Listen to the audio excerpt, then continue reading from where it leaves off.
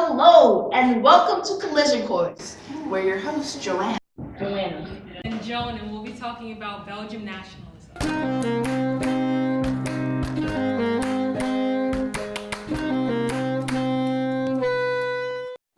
The first thing to clarify is that nationalism is considered to be a sense of patriotism. In other words, what makes your country so great and unique to be a part of? The second thing to clear up is that Belgium is indeed its own country. That's right, it's not a weird landmark. Belgium is located west of Germany, north of France, and across is the English Channel, towards West Belgium, and across it is the UK. The capital of Belgium is Brussels. No, not the hard green vegetable, the city. You're probably wondering, what makes Belgium so great? Most people stop right about waffles. The truth is, Belgium has a lot to offer. Sure, it has waffles, but it also has chocolate, fries, and beer. Let's move over to story time as my cousin Joan explains how Belgium came to be the great place that it is today. Once upon a time, Belgium was a mere location. During the Napoleonic Wars, it was invaded by France while it was under Austrian control, and became a part of the territory in 1795. Along with being taken over, the French people decided to shove a couple of reforms down their throat just because they could. Under this new regime, men were sent away to fight for France, people were taxed heavily, and the French legal system was adopted here. Along with policies, the region ruled under the French bureaucratic government, although it was never appreciated by the Belgian people. So these people were living like this for a couple of years, and until, take it away, Joanne. Bum, bum, bum.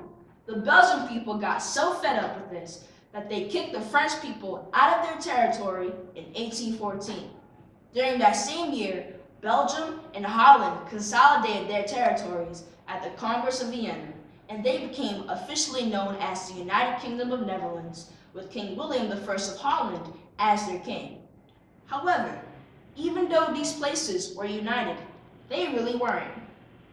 Holland was northern, and Belgium was southern, and had the greater population. But overall, there was a lack of equality between both parts. For example, within the government, the southern part was severely underrepresented in comparison with their northern counterpart. Misrepresentation in government, along with the domination of the Northern Dutch in many economic, social, and cultural affairs, established great tensions between the Belgian and Dutch people. King William didn't really care about the Belgian part, so neither side was living harmoniously.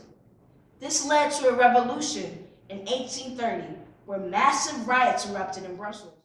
Thank you, Joan, and kudos to myself for that captivating story. Now, excuse me as I switch gears and proceed with the secret document. Let's have a look. An excerpt from scenes from the Belgian Revolution, which features the Battle of Bertessin. And though on Belgium's dusky sky, the sun of orange scarce has set, and dawns to hope's desiring eye, already backwards with regret, they look to William's happy reign in those bright days that they have darkened. His sun may never light again.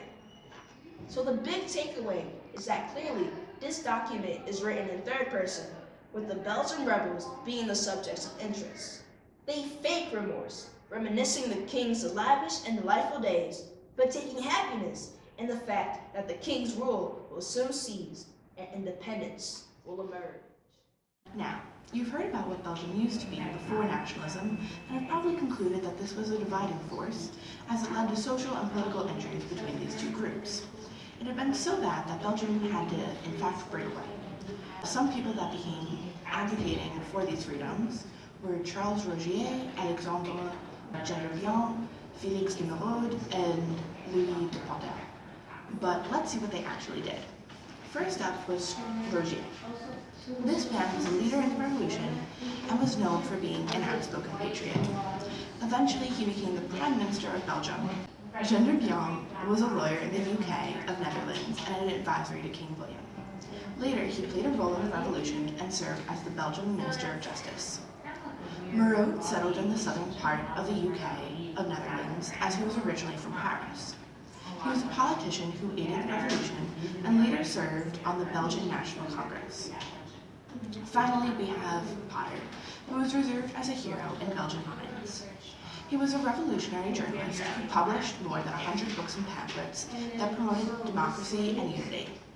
This man alone was able to reach almost all of Belgium with his ideas. For the rise of nationalism, there are two distinct groups of people called the Flemish and the Walloons. The most prominent difference between these people is that the Flemish spoke their dialect of Dutch, and the Walloons spoke French. During the 19th and 20th century, the Flemish sought political and cultural equality with or separation from the Walloons. Since their Belgian Revolution in 1830, the Flemish had the greater population, but the Walloons remained dominant in all aspects. They had the louder voice in politics, their language became the official language of the country, and generally had more economic opportunity. Because of this, the movement first started in the 1830s and was first led by Jean-Francois Willems. In its beginnings, the Flemish aimed to restore their literary language among the public. But by the 1850s, the Flemish had political demands such as the separation of Flemish and Walloon armies and the introduction of Flemish in administration and schools.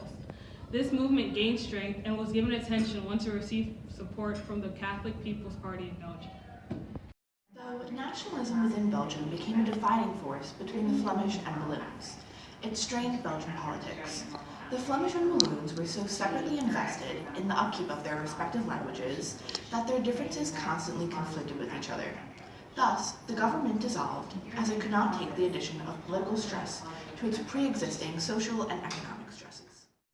And ultimately, nationalism had a negative impact on Belgium because it granted the Flemings legal representation that coincided with Walloon representation.